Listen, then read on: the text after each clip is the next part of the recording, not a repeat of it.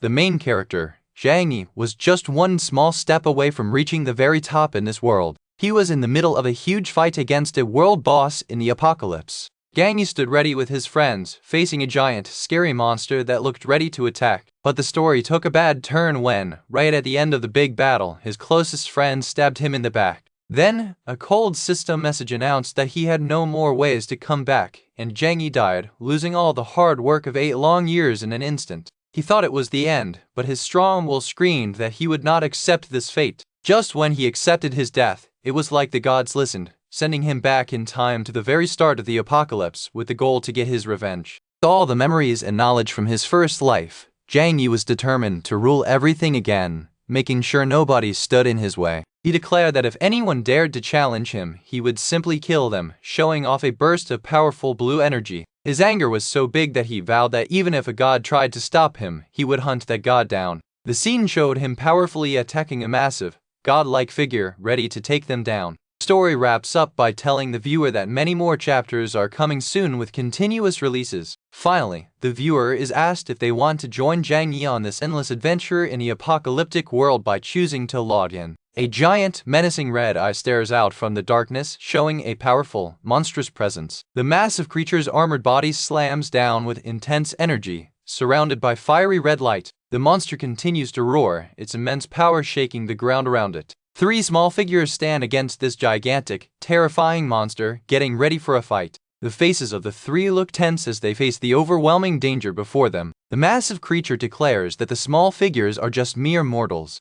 With a terrifying snarl, the monster lunges forward, its sharp claws ready to strike. The monster bellows out in anger, questioning how these mortals dare to challenge it. The monster stomps a giant foot down, forcing the 2 companions of the main character to jump back quickly. The protagonist, Zhang Yi, gets into a defensive stance, ready to face the attack with his sword. The monster's massive foot smashes the ground where Zhang Yi was just standing, causing huge destruction. Zhang Yi, showing fierce determination, raises his sword high, ready for his counterattack. A powerful sword slash moves through the air, looking incredibly fast and strong. The strong sword strike hits the massive monster, creating bright energy arcs and light. The sharp attack seems to connect with the giant monster as Zhang Yi follows through with his move. The attack impact fills the screen with bright light and intense energy lines. Zhang Yi stands firm, his expression showing that he gave everything in that powerful strike. The monster is hit, and digital red squares seem to break away from its body, showing damage in the game world. The focus shifts to the ground after the huge impact. Zhang Yi sits on the ground, catching his breath, as glowing fragments appear around him, indicated by Chinese characters for empty. A system notification pops up, telling him he has obtained a fragment of the Dragon Blood Scroll. His face then shows a confident smile as red energy swirls around him. He clutches the energy in his hands, and a system prompt asks if he wants to combine the 9 scroll fragments, showing 9 fiery outlines on the ground below. A massive explosion of red and yellow energy erupts from the center of the combined fragments. Zhang Yi stands up from the chaos, enveloped in a bright yellow aura, looking powerful and refreshed. A huge burst of light confirms the success, and a system notification congratulates him on obtaining the 5-star legendary Dragon Blood Scroll. A bright, glowing scroll materializes in the air before his outstretched hand. Zhang Yi looks down at the newly acquired scroll with a satisfied smirk. Suddenly, the scene shifts, and the traitorous Mu Chen appears, lunging forward with a knife ready to strike Zhang Yi. Mu Chen holds a bleeding figure, smiling cruelly while saying he will take good care of the scroll and Yuo for his brother. The man being stabbed looks up in shock and confusion, calling out Mu Chen's name. Yuo, smiling menacingly, stares with cold eyes. The scene shows player Zhang Yi being attacked critically by Mu Chen's skill, losing a massive amount of health, and then a shadowy figure, Mu Chen, stands victorious. Zhang Yi lies motionless on the ground among the rocks, and a system message confirms that he has no more chances to revive and has died. A thought flashes in the dead man's mind. This is not reality. The view transitions to a bright, modern cityscape, explaining that this is not reality, but the game called Apocalypse, a massive virtual reality game that took 5 years and 3 trillion yuan to build. The tall buildings of the modern city stand bright under the sun. The narration explains that Apocalypse is a combat game set in a mid-21st century where alien monsters invaded Earth through wormholes. The fight against the aliens damaged the Earth's environment, causing all non-human creatures to mutate, and those who don't play are forcibly turned into NPCs. Other players are shown fighting in the game world, showing the ongoing conflict. A hand tries to press the quit game button, but a system error pops up saying unable to leave the game. A player in the city looks shocked as his body starts glitching, realizing everyone is stuck in the game. The protagonist's eye glows with blue energy as he thinks, and for me. He stands victorious over a dead, massive purple creature in a desolate, red-lit landscape, surrounded by the bodies of others. He reveals that he has been in the game for 8 years, betrayed by his best friend and lover Mu-chen and Huo, and he cannot accept his death. His eyes widen with fierce anger in the dark. He wakes up with a gasp in his bed, calling out to Mu-chen and Huo for betraying him, noticing the time on his digital clock. The clock shows the date is August 28, 2025, and a system message states the world gate opens in just over 2 hours, making him realize he has traveled back in time before the game was even announced. He looks shocked, realizing that he has gone back to a time before Apocalypse was introduced. He throws open his window, looking out onto the bright city. Looking at the vibrant, neon-lit city, he confirms that he must have gone back to a time before the game was publicly announced. The image of the shadowy, vengeful Mu-chen appears over the protagonist's head as he vows revenge. He clenches his fist, swearing he will make Mu-chen pay with his life, and then focuses on the new, crucial task, finding the divine talent cards before the game even starts. He searches online for divine talent cards. A system diagram shows how the game randomly grants talents, but the rare divine talents need to be activated by finding physical cards. A rich-looking man, surrounded by glowing golden cards, seems to be in control of some of these talents. The narration explains that Sky Fortune Group, the game developer, placed 10 divine talent cards randomly around the world. He figures that if the cards are in the same real-world locations as before, the closest one should be easily reachable. He sees a news report on a TV screen mentioning the last card in Lunhai City. The scene shifts to a bright skyscraper. He identifies the location, the top floor of the Zhenmao building, the tallest shopping building in Lunhai City. He arrives at the building and climbs to the roof, confirming that the card is indeed there. On the rooftop, amidst air conditioning units, a glowing pedestal holds a single golden card, radiating light. As he approaches the card, another figure appears on a nearby ledge, spotting him. That figure, Lu Cheng's, angrily shouts that the entire Zhenmao building belongs to him, including that card. The protagonist ignores him, stating first come first served, as he reaches for the golden card.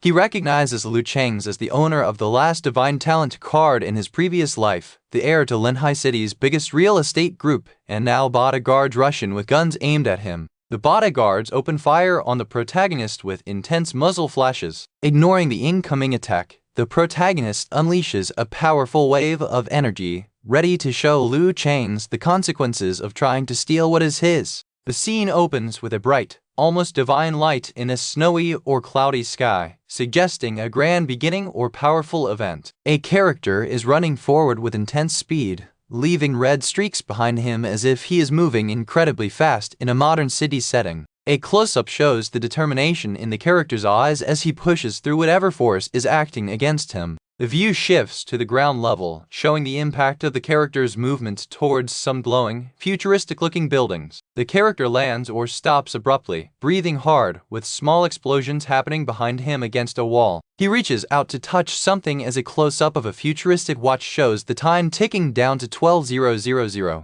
The character finally stops, letting out a heavy breath as the seconds disappear from the watch display. Suddenly, a beam of golden light shoots up from a structure, and the character leaps towards it, while 2 other figures watch below. One of the onlookers, a man with purple hair, shouts angrily, pointing a gun and warning the main character not to take his card. The main character focuses intensely on a glowing golden card he is reaching for. His hand grips the card, and a sudden, intense look in his eyes shows the moment of acquisition. The purple-haired man is hit by a bright flash of energy after trying to stop the protagonist. The protagonist's back is shown as the light from the impact fades slightly. A dark, static-filled scene shows the aftermath of the clash, with a sound effect indicating something breaking or being taken. The watch shows the time hitting 12:00, and the word frozen appears over the character's face, which looks submerged or disconnected. A huge, dark, spiky silhouette stands over a city skyline against a dramatic sunset,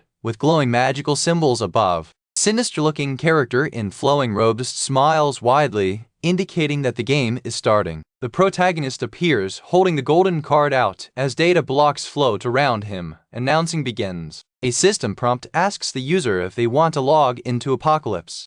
The protagonist makes a decisive move, seeming to confirm his choice to enter the game. The character is shown being pulled into a swirling vortex of data or energy. The energy dissipates, leaving behind small, fading digital fragments. A dark background shows vertical blue lines and text indicating player data loading. Data lines are now superimposed over the city skyline, with a lower section showing data uploading in progress. The loading sequence continues, showing people in a modern room focused on computers, indicating others are also logging in. The scene shifts to a street-level view with people walking, all overlaid with digital blue blocks, showing the game world is merging or active. The sinister robed figure from earlier appears, holding a bright light, telling the player the world belongs to them. The view moves down to a dark entrance marked by a glowing, eye-like symbol in the center of a pyramid structure. A close-up on the glowing eye structure is followed by the protagonist being enveloped in blue energy effects. The protagonist appears with a determined look, surrounded by electric blue wisps of power. He stands before the massive, ice-like structure with the glowing eye, proclaiming, "Apocalypse, I'm back again."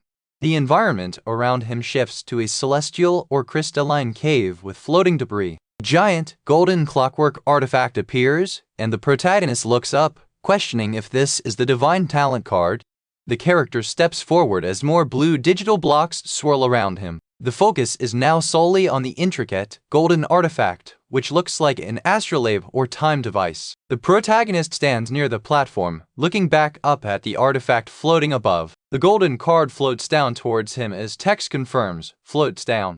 As the card descends, surrounded by glowing feathers, the character thinks, "I finally." A beautiful winged spirit appears before the protagonist, saying, "Welcome to Apocalypse." The protagonist clutches the card, thinking, "Acquired IT," as a player profile window briefly appears above him. The winged spirit introduces herself as the exclusive game spirit for player No. 8857. The game spirit announces the main character has obtained a rare divine talent card. The details of the skill, for my own use, are shown. It can copy other players' talents with a 1-hour cooldown. The scene shows 3 swirling energy trails, yellow, green, and red, around a central platform. The protagonist and the spirit stand on the platform, and text explains there are 3 camps to choose from: elf, beast, and human. The symbols for the 3 camps, a golden cross-like symbol, a green symbol, and a red dragon symbol, are displayed. Protagonist thinks about his choice, remembering his past life's decision. He recalls choosing the human race in his previous life, standing before 2 hooded figures observing the glowing symbol.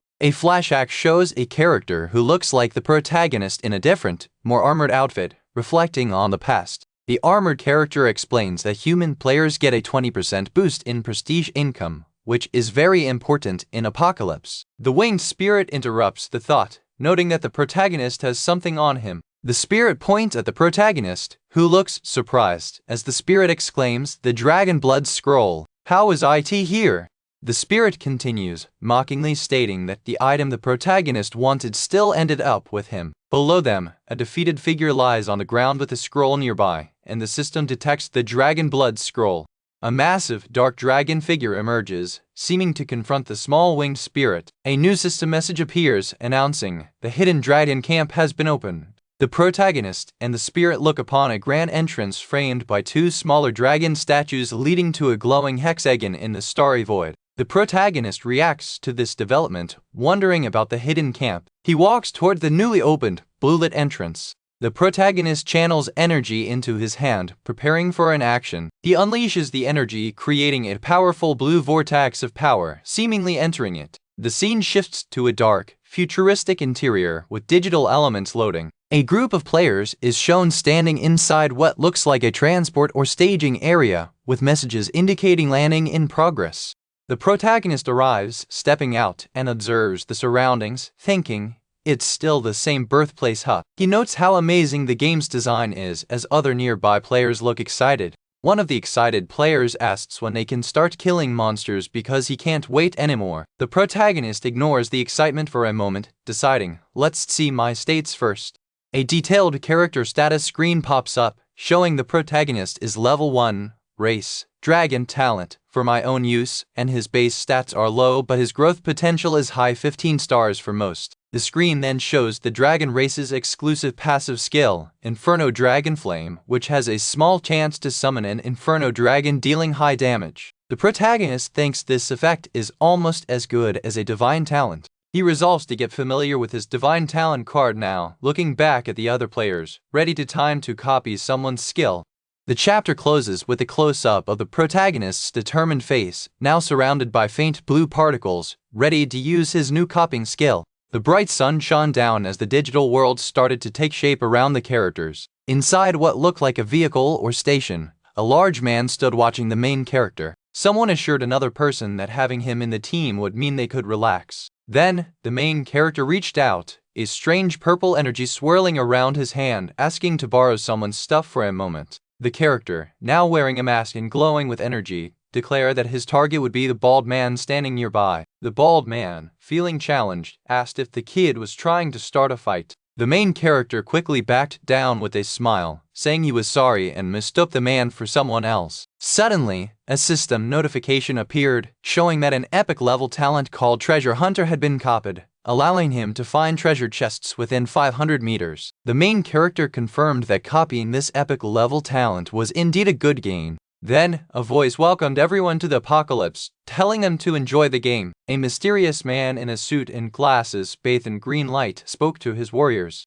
He finished his address to his warriors, and then the scene shifted to the muscular bald man stepping out into the light. The bald man confidently walked out of the doorway, suggesting he was ready for action. The main character's hand snapped out with great force, indicating he was making a decisive move. One person warned the group not to act rashly because it was very dangerous outside. The aggressive bald man scoffed, saying it was just a game and called the cautious one a coward. The bald man then decided to go out alone, telling the others to stay inside and watch him. As the bald man moved toward the exit, dark, smoky energy erupted, and something heavy slammed against the door. A giant, terrifying spider with glowing markings appeared, roaring loudly as it burst into the area. A system message declared that player no. 13,580 was killed by a giant spider. The screen flashed with game over, and another alert confirmed that player no. 13,580 had no chance to revive left. People inside screamed in horror as another message blazed. Player no.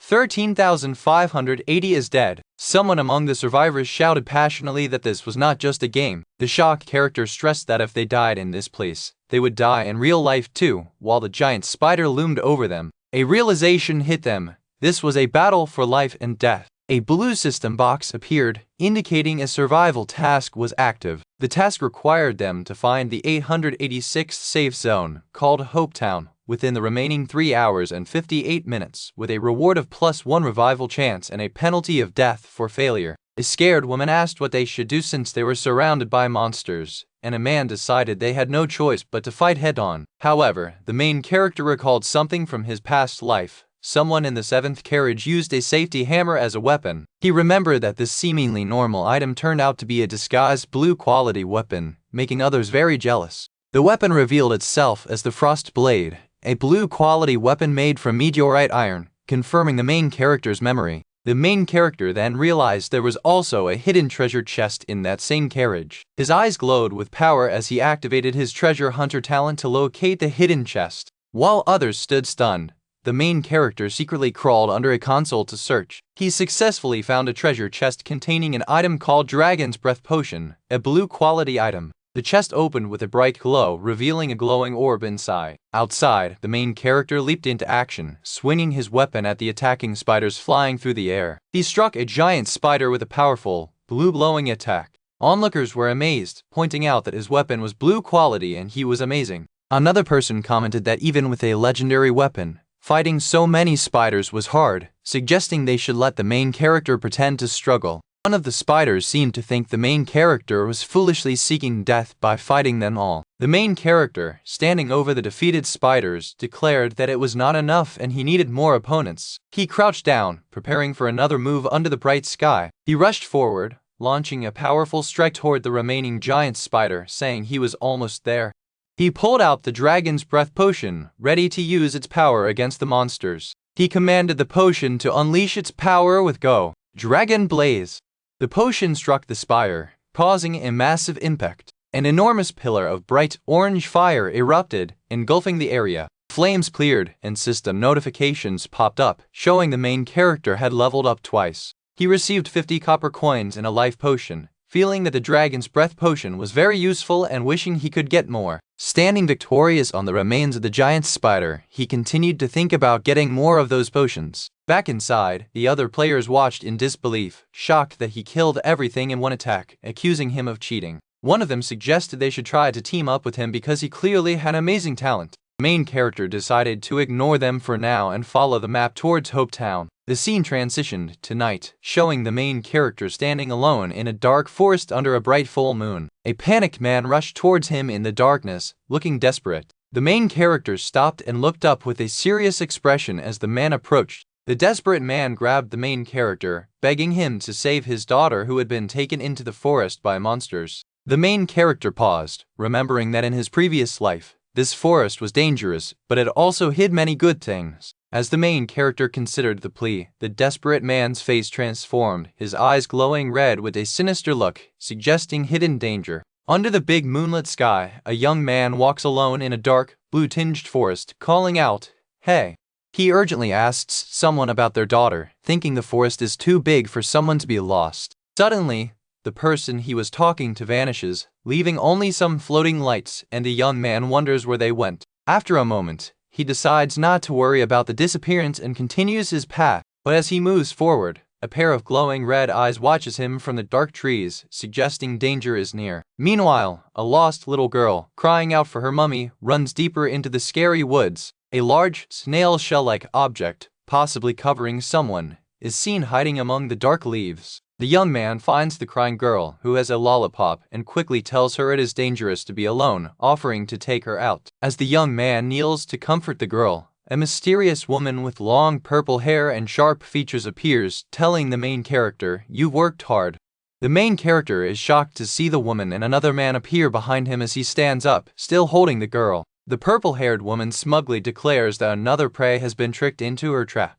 The young man, holding the scared girl, gets an urgent system notification. He needs to rescue the girl and bring her back to Hope Town within 59 minutes to get Talia's ring, with no penalty for failure. The young man remembers from his previous life that many teams got this hidden task when exploring this dark forest. He knows the rewards and experience points from this task made other players very jealous, so he cannot miss this chance. He presses the button to accept the task just as the purple-haired woman begins to transform, surrounded by dark purple energy. The woman fully transforms, sprouting large, sharp, dark purple spider legs, looking very menacing. She tells the young man to quietly become food for her, but he quickly tells the girl to wait as he will bring her out immediately. The main character stands protectively in front of the crying girl as the purple-haired monster powers up. The woman focuses purple energy into a small dagger in her hand, preparing an attack. The young man, seeming to jump or be thrown back, moves away from the immediate threat of the giant spider-like figure.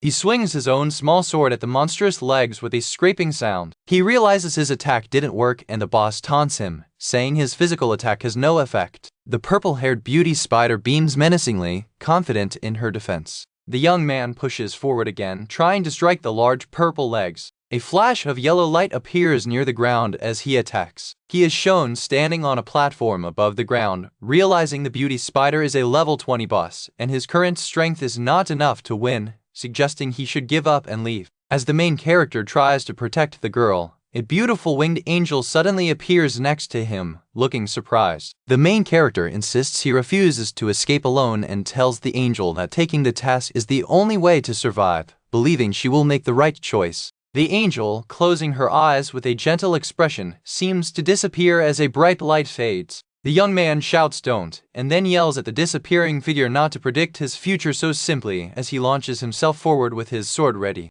As he attacks, he remembers seeing a hidden treasure chest announcement on the World Channel in his past life. He attacks the level 20 boss spider again, thinking that a skill book he might find could be the way to win. Talent Treasure Hunter activates, and a bright blue light shines as he targets something on the ground. He is focused on a glowing item on the ground while the spider boss attacks with a purple slash. The spider woman and her smaller spider minions unleash powerful purple energy toward the main character. A close-up shows the impact of the attack on the main character's boots, creating shockwaves. The young man grits his teeth, and during the powerful attack while surrounded by the spider's massive legs, the spider boss realizes with surprise that this strong person's target is not her. The young man ignores the ongoing battle and focuses intensely on opening a glowing blue treasure chest on the ground. While he opens the chest, the spider woman and her spider allies prepare another massive purple attack. The spider boss unleashes a huge burst of purple electrical energy, looking furious. The system announces he obtained a blue quality skill book, Lightning Chain, and the spider boss exclaims that it is indeed a hidden skill.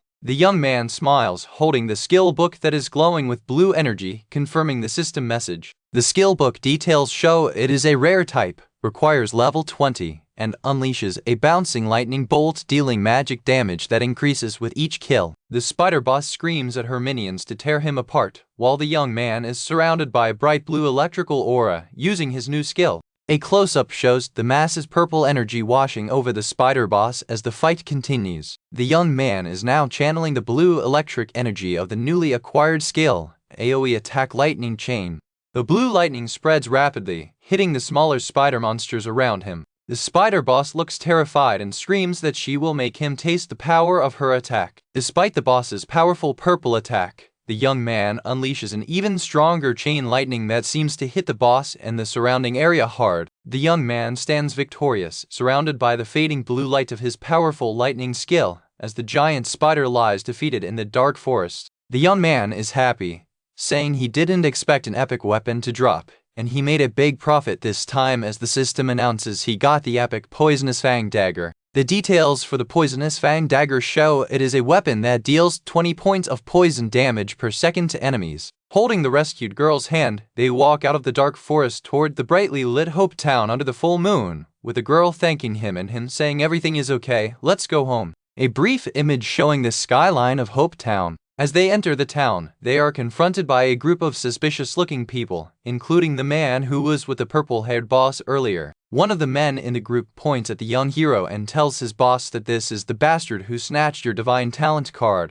The rescued girl is smiling happily, holding the hero's hand, while the hero gives the suspicious group a cold glare. The leader of the hostile group clenches his fist in anger and orders someone to keep an eye on the young hero. The story starts in Hope Town at night, where a group of people are gathered. A young girl is thanking the main character, her big brother, for bringing her home safely. The girl smiles brightly, clearly happy to be back. Suddenly, a bright light appears as the main character receives a reward, Talia's ring, which gives a huge boost to luck points for completing a hidden task. He notes that luck is a very rare attribute in this game world, and higher luck means better task rewards, so this ring is very valuable. Next, he proceeds to use his unique forging and enhancement abilities in front of some onlookers, offering paid enhancement with no penalty for failure. Crowd watches in amazement as enhancement after enhancement succeeds, making them question if he is using cheats. One person explains that it is not cheating, but rather the main character's inherent talent for enhancement and forging that is causing the high success rate. The blacksmith, very pleased, shows off a newly forged, shining weapon. The main character then says he wants to try out his own weapon enhancement now. He successfully copies the epic talent of enhancement and forging, which increases his enhancement success rate by 50%. Focusing on the Poisonous Fang Dagger, the main character prepares to use his newly boosted talent. The enhancement process is shown rapidly succeeding from level 2 up to level 15 on different items. With the Poisonous Fang Dagger now at plus 15,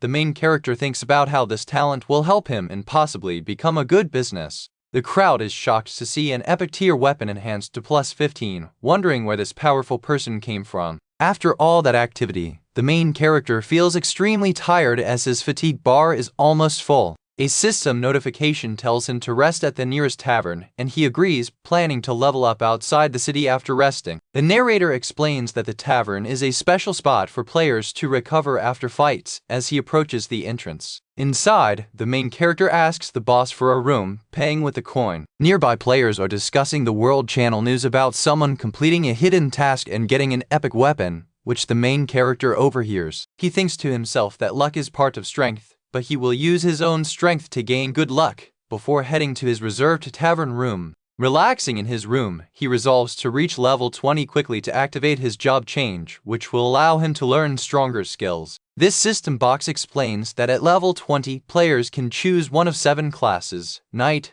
berserker, assassin, mage, archer, priest, or beast tamer. Suddenly, a dark, sinister figure appears with glowing eyes against a red, chaotic background, clearly harboring malice. The figure, filled with rage, addresses someone named Mu Chen, vowing revenge for a past betrayal the next time they meet. The scene shifts to the next day, outside the city, where the main character walks into a sunlit forest area. He stops and closes his eyes briefly, listening or sensing something. He then calls out, telling someone lurking to stop sneaking and come out. The enemy with purple hair steps into view, smirking and telling the main character he was lucky last time, but not this time. An overhead view shows the main character standing alone on the path, facing a group of about 8 enemies waiting for him. A system message pops up, forced PK mode activated, and the leader of the opposing group eagerly says, "Let's go." The enemy leader tells the main character he was about to show off his new skill, Lightning Chain. As he begins channeling energy,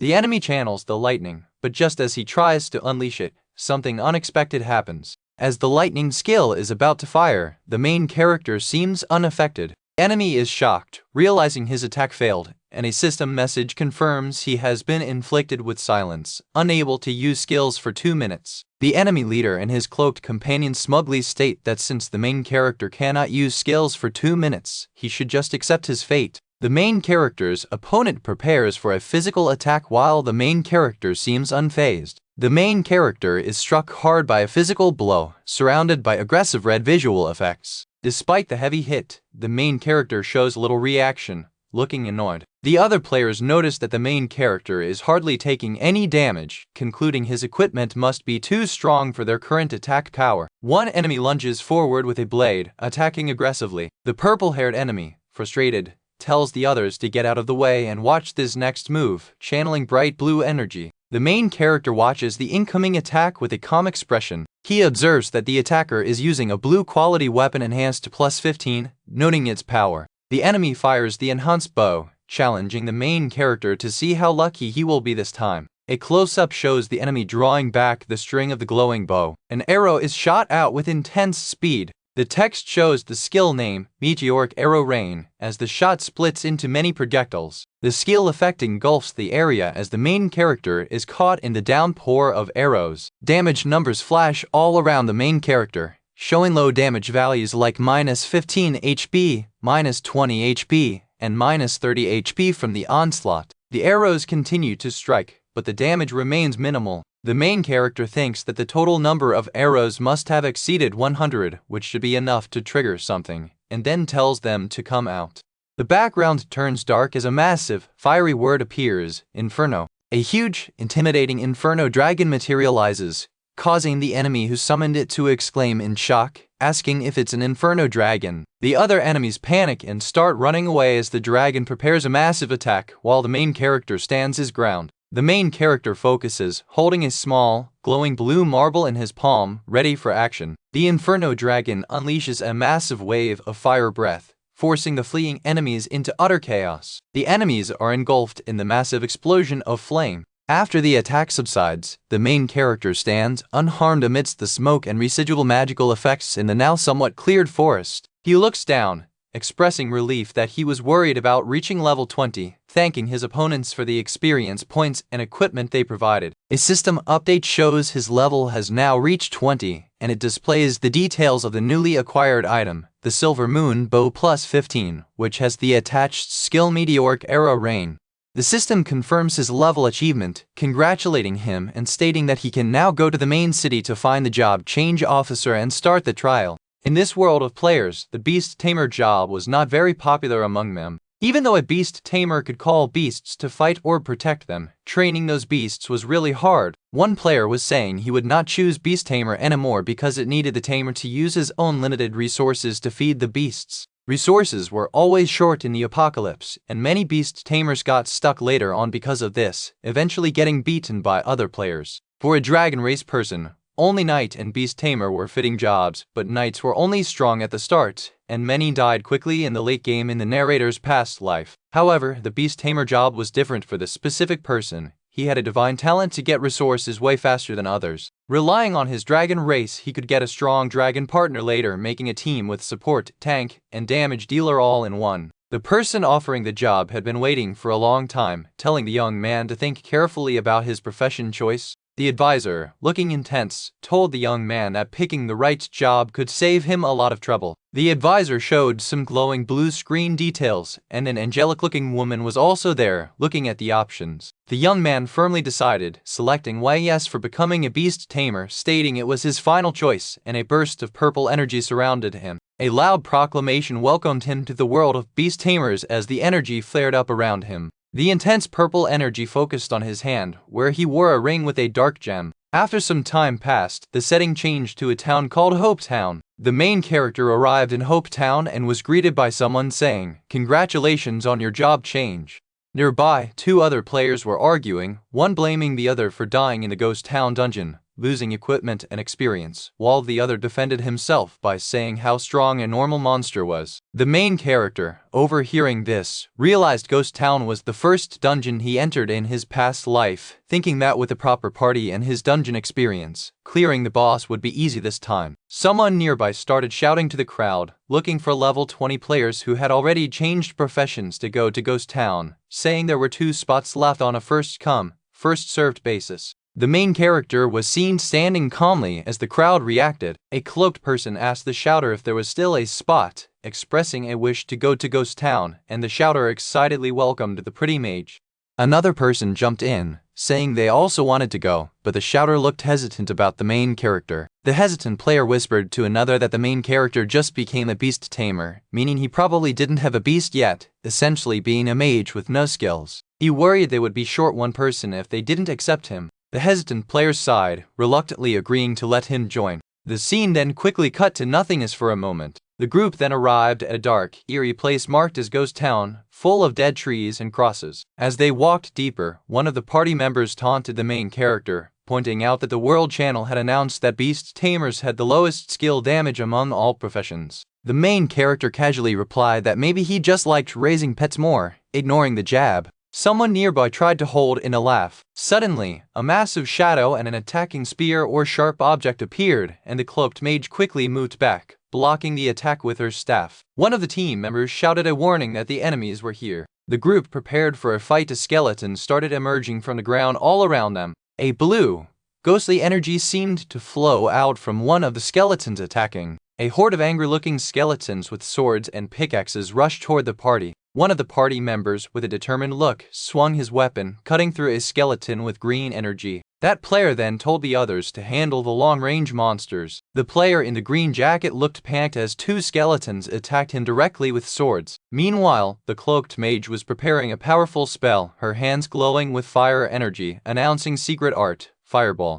Intense red and orange flames erupted from the mage's preparation, showing the power of her attack. The resulting fireball explosion was massive, creating blinding light and sound effects. The explosion scattered the attacking skeletons, blowing one skull away. However, as the fire cleared, another skeleton was right behind the mage, ready to strike her from behind. Just as the danger reached the mage, the main character unleashed a powerful burst of purple lightning energy, summoning dark bird-like shadows around him. The main character clenched his fist, channeling immense purple power, ready to destroy the approaching skeleton threat. The scene opens with a powerful, dark purple energy effect, showing a giant crow being summoned with crackling power. This is part of the summoning of crow's skill, a basic move for a beast tamer to distract and attack enemies with magic damage. The summoned crows fly around as a skeleton rises from the ground, and the main character seems to acknowledge the help received. Nearby female character looks concerned, sweating a little as she watches the events unfold. She quickly realizes that the creatures that just appeared are undead monsters and warns everyone that they will revive soon, so they must leave quickly. Meanwhile, the other members of the party are busy fighting off skeletons that have surrounded them. One of the party members shouts at everyone to keep moving forward, pushing them toward their goal.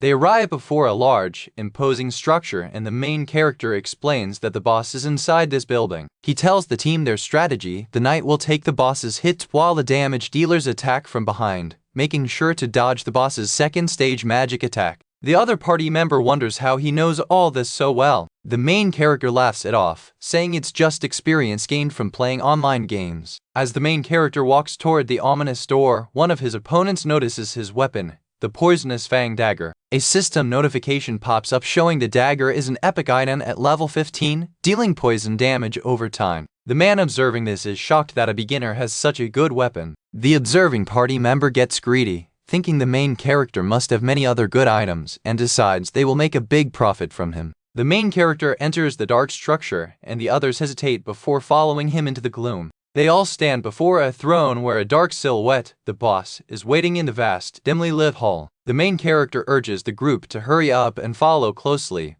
warning that getting separated will be very dangerous. However, the greedy party members stop moving, their faces masked with sinister smiles, clearly planning something bad. A sharp sound cuts through the air, grabbing the attention of the main character and the female companion. The treacherous teammates tell the main character and his companion to stay put for a while, promising to come back later, showing they are abandoning them. The female companion confronts them angrily, asking what they are doing since they are supposed to be teammates, but the main character calmly explains they have a bad party who plans to let the boss kill them so they can take all the experience and rewards for themselves. Suddenly, a chilling aura fills the room as a powerful attack is imminent, and the main character shouts that it's too late because the enemy is coming. As a massive wave of icy energy descends, the female companion asks who is coming, looking terrified as the main character prepares to defend them. The male protagonist holds onto something tightly as a huge, icy attack dominates the view. The main character braces himself, shielding the girl from the powerful blast of ice magic.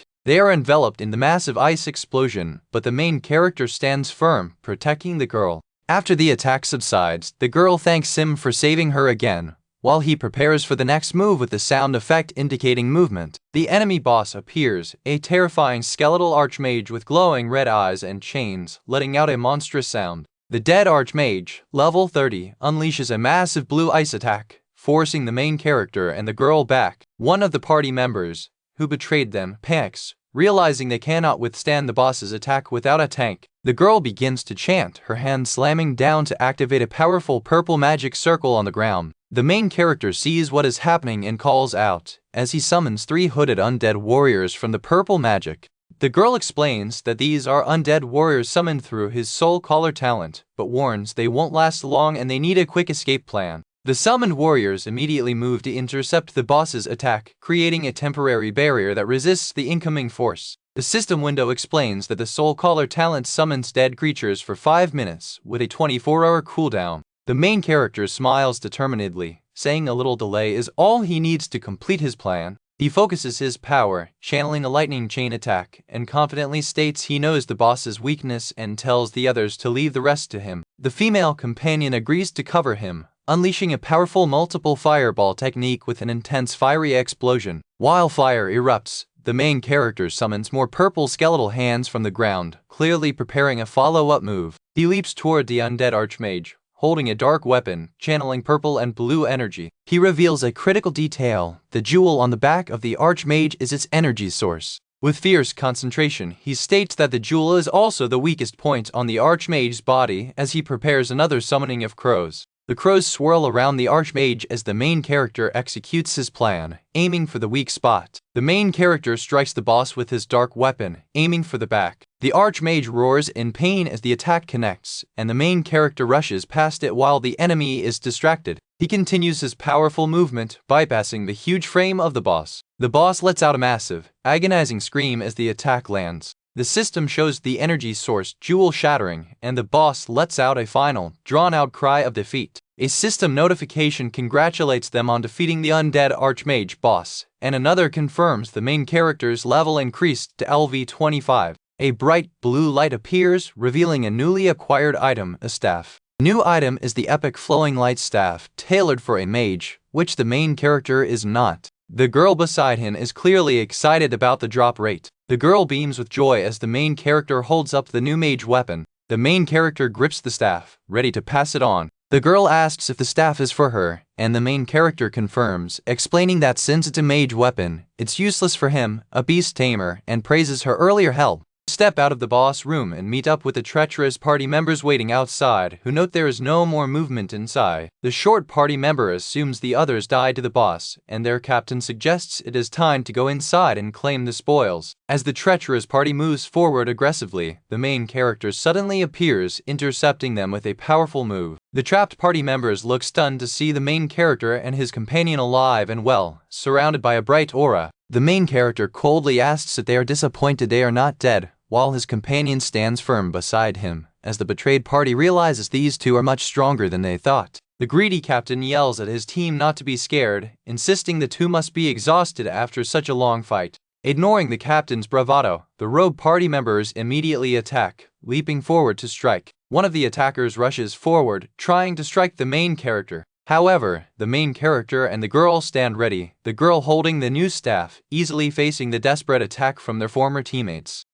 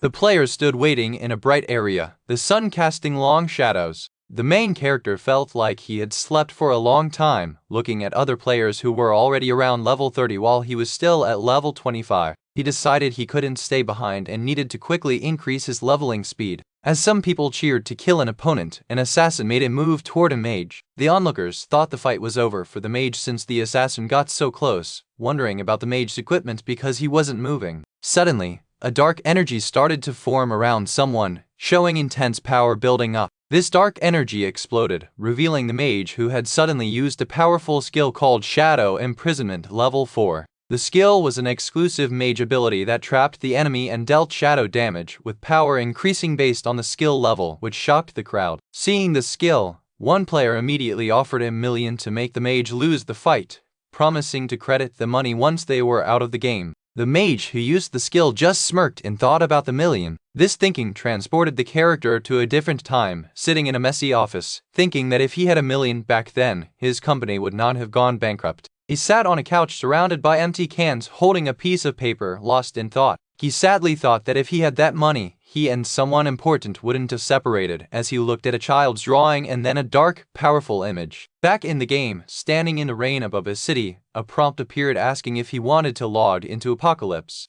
He clicked yes and stepped back into the fight with a determined, almost menacing look, vowing not to lose or surrender. With serious eyes and dark powers swirling, he promised himself he would never experience failure again in his life. A system message announced that player Wu Kai had defeated player Zhang Ning and advanced, to which Wu Kai declared he would defeat all of them. The character who was watching earlier admitted that the defeated player was pretty good. The system then announced the successful random matching for the first round of the duel trial, directing the players to their specific venues and showing the opponent was Duanfeng. The main character recalled seeing Duanfeng's name often in the World Channel in his past life, noting that he could clear difficult dungeons solo, making the main character consider recruiting him into his guild. The system then directed him to the N20 arena stage, where his opponent was Duanfeng. Upon arriving at the N20 arena stage, Duanfeng, who was already sitting there, greeted him, saying he had been waiting, and the main character saw Duanfeng was a level 35 knight.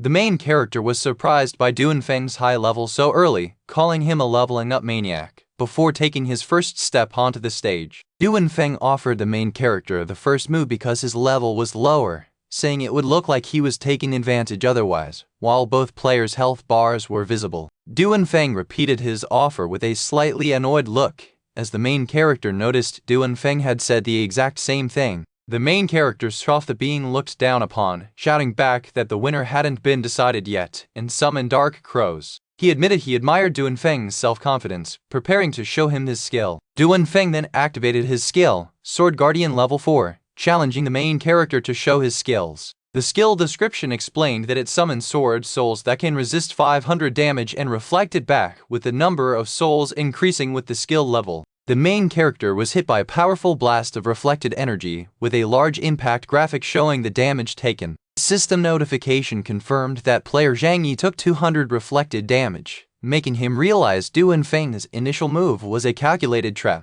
Duanfeng taunted him for being scared to attack more, but the main character knew he had to break through the 4 sword souls, which each withstood 500 damage. This realization meant he would take 2,000 reflected damage, which was his entire HP of 2,000, so he couldn't risk attacking without breaking the defense. Duanfeng mocked him for hesitating, saying hesitation in a duel gives the opponent a killing chance, making the main character realize he had no chance if he kept this up and needed to break the 4 sword souls. The main character then looked at a screen showing defeated players and their unique equipment, realizing these items weren't duplicated. He looked at his own system, focusing on an item called Undead Suit, which had the skill Undead Guardian, preventing death from fatal damage and recovering 10% HP with a 24-hour cooldown. He decided this was his only chance and activated it. The main character initiated an attack using Lightning Chain, flying towards Duanfeng, who confidently stated that the main character would be killed by his sword souls before he could even attack.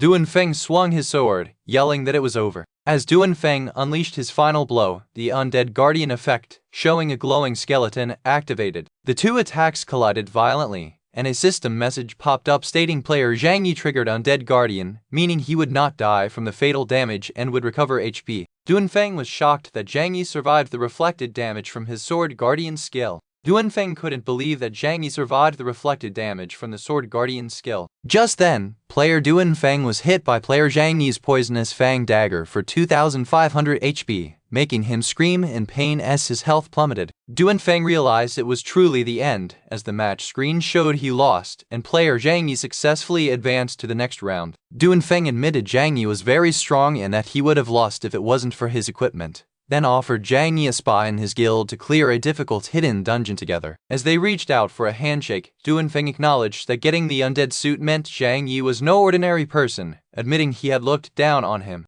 Zhang Yi accepted the offer to consider joining the guild. The scene switched to an energetic host announcing the congratulations to those who passed the first round and that the next round's opponents would be shown on the World Channel. A player in the crowd pointed out the next fight, warning people not to bully a girl who was up next. The next matchup featured a hooded player facing off against a female mage with a glowing staff. The crowd buzzed, noting how devastating the girl was in the previous round, calling the upcoming fight the Battle of the Strongest Mages. The two remaining fighters faced each other, one enveloped in dark purple energy and the other in bright orange flames, both looking fiercely determined, ready to fight without mercy. The fight between the two players looked intense, with one holding a glowing staff and surrounded by fiery energy. The girl standing there seemed ready to fight, charging up power with the unique staff she held. The setting was a large, open arena surrounded by tall, futuristic-looking pillars under a bright sky, showing the two final contestants standing far apart. One of the contestants, looking fierce, threatened the other, saying her good staff would soon belong to him. The girl, Han Yeru, who was given the staff, responded bravely, ready to fight back with her own intense, fiery magic. She unleashed a massive attack called Fire Meteorite, sending down many burning projectiles toward her opponent. The description explained that this was Fire Meteorite level 4, which summons several fire rocks, each dealing heavy burning damage, and the number increases with skill level, leading onlookers to realize Han Yeru was also very skilled. The audience or observers started to worry, wondering why Wu Kai, the opponent, wasn't fighting back yet, with one thinking this match was turning into a waste of time despite Han Yeru seeming to have the upper hand. A close-up showed the sinister smile of Wu Kai, who seemed very confident despite the incoming fiery attack. Then, a huge explosion of red and orange light filled the screen as the fire attack landed. Suddenly, something shocking happened. A character looked up with surprise as streaks of blue energy flashed around them. The same character cried out in confusion, asking where the fighters had gone as swirling white energy marked the center of the arena floor. The main group of friends watching gasped, concerned for Han Yeru and shocked by the strange ability Wu Kai had just used, which one of them had never seen before, even in their past life knowledge. Wu Kai stood victorious over the downed Han Yeru, holding her staff, and mockingly said it was a pity she had to face him, or she would have made it to the finals. The spectators reappeared, noting that Wu Kai won and behaved terribly by beating the girl and stealing her weapon, which made one person feel very bad for her. The protagonist, Zhang Yi, rushed to Han Yeru's side to check on her, and she apologized for failing to protect the staff he had given her. Zhang Yi reassured her it was fine, told her to rest, and promised he would take care of the rest, vowing to reach the finals, beat Wu Kai, and retrieve her staff. The scene then faded into darkness as the match results were being processed. The system announced that player Zhang Yi had defeated player Cheng Feng and advanced. More results flashed, showing player Wu Kai defeated player Ding Long and advanced, followed by Zhang Yi defeating player Fire Wheel Maiden and advancing. After all those rounds, the final contenders were revealed. The wandering mage Wu Kai and the only beast tamer in the tournament, Zhang Yi. Zhang Yi and Wu Kai stood face to face, ready for the final dual championship match, with everyone eagerly waiting to see who would win. The huge crowd cheered loudly, expressing surprise that the beast tamer, Zhang Yi, made it this far, especially remembering how he swiftly killed a spider earlier in the games. As the match began, Wu Kai taunted Zhang Yi, noting how much he seemed to want to kill him. Zhang Yi declared that the people he hated most were thieves, pointing out Wu Kai stealing the staff, while Wu Kai dared him to try and take it back if he wanted to live. Suddenly, both fighters disappeared, confusing the spectators who thought this was a repeat of an earlier trick. But the audience quickly realized that Wu Kai had created a separate space, pulling them into a void where no one else could watch. This special space was called the Realm of Nothingness, a legendary talent that gave the creator a damage boost and reduced enemy damage for 5 minutes, with the added warning that dying inside would cost revival chances and still keep the player trapped upon revival. Wu Kai then smugly told Zhang Yi that he couldn't be defeated in this space and offered him a chance to surrender to save his life. Zhang Yi attempted to dodge an attack, realizing Wu Kai was too fast for him to copy his talent, and his current spirit summons were useless here. Zhang Yi was immediately struck by shadow arrows, taking 700 HP damage as Wu Kai taunted him for asking for it. Zhang Yi realized that even a basic magic attack cost him a third of his health, meaning he couldn't last long. but he started thinking about using his revival chance. A dark, knowing smile played on Zhang Yi's face as he prepared for something. Zhang Yi began channeling intense purple lightning energy into his weapon, which shocked Wu Kai, who asked what he was doing. The system announced that player Zhang Yi's heart had received fatal damage, resulting in death. As Zhang Yi died, the system confirmed he had one revival chance, and in the special trial area, he could revive in place without needing the usual revival spring. Seeing his chance, Zhang Yi thought, "Now's my chance." As the revival process began, Zhang Yi stood determined, his hands glowing with blue energy as he prepared to fully revive. The system explained that revival in special areas works differently, allowing players to revive on the spot, and then Zhang Yi fully awoke with a blue, glowing spirit standing behind him. Wu Kai looked enraged, realizing Zhang Yi was not easily defeated, shouting, "Are you playing with me?" and vowing not to let him go even if he used up a revival chance. Zhang Yi, now fully revived and crackling with purple energy, stood ready to fight back alongside his newly manifested blue spirit, ready to turn the tide against the shocked Wu Kai.